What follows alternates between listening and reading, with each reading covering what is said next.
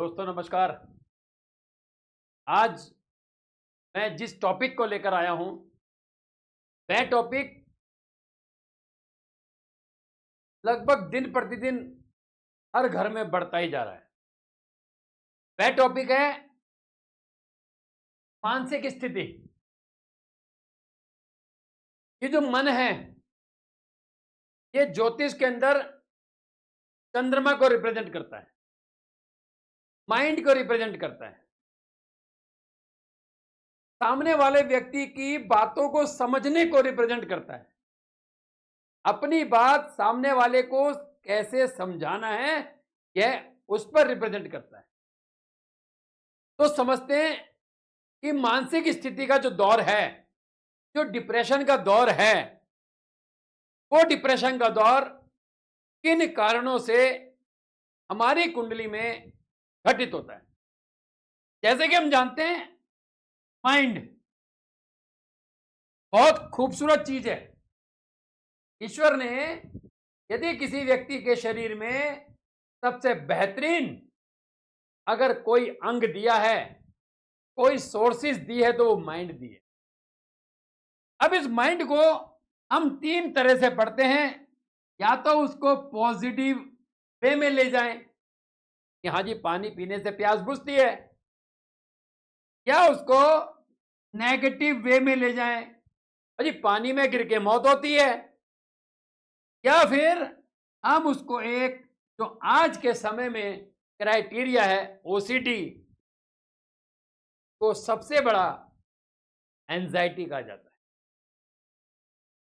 किसी व्यक्ति की कुंडली में चंद्रमा यदि पहले घर में है मगर सातवां घर खाली है, ध्यान रखना है।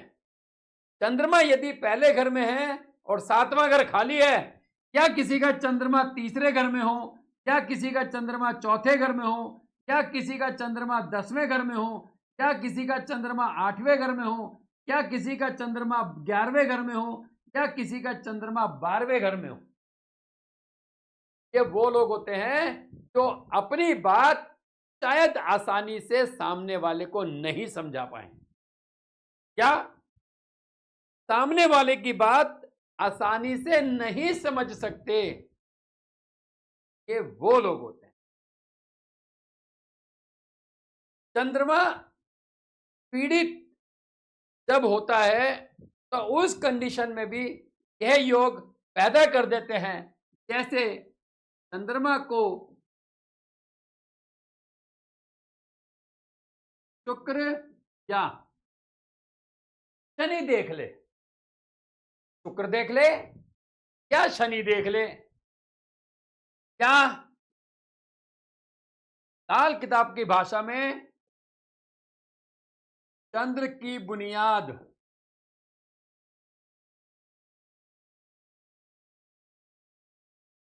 शनि बन जाए, या लाल किताब की भाषा में चंद्रमा की बुनियाद अगर शनि बन जाए तो भी ऐसे व्यक्ति को मानसिक पीड़ा का सामना करना पड़ता है।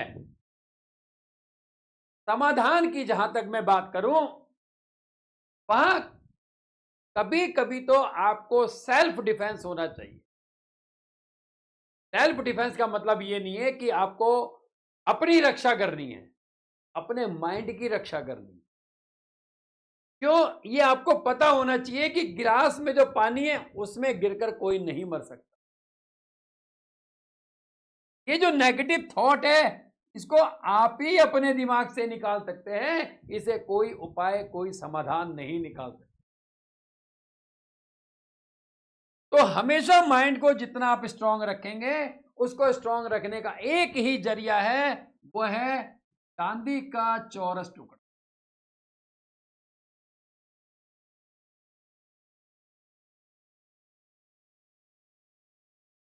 चांदी का चौरस टुकड़ा आपको अपने पास रखना ही पड़ेगा।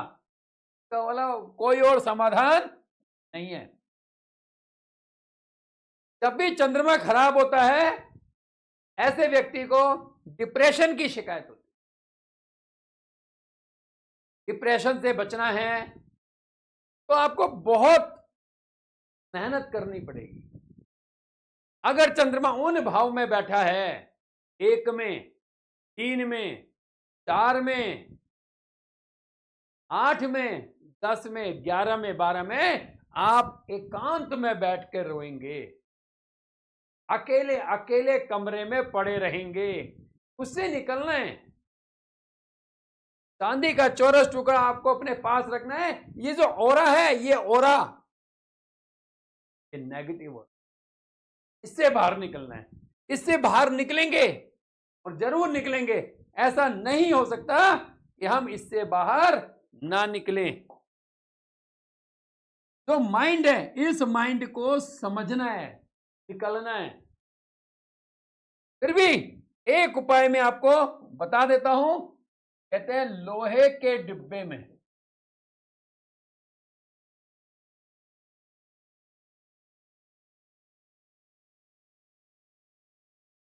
झरने का पानी,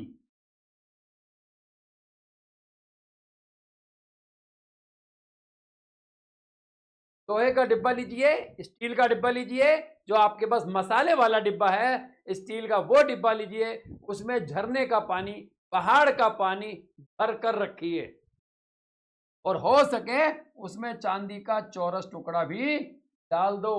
ये आपको डिप्रेशन से निकलने में मदद देगा। मिलते हैं दोस्तों ऐसे बहुत से टॉपिक के साथ। तब तक धन्यवाद। अपना प्यार बनाए रखें।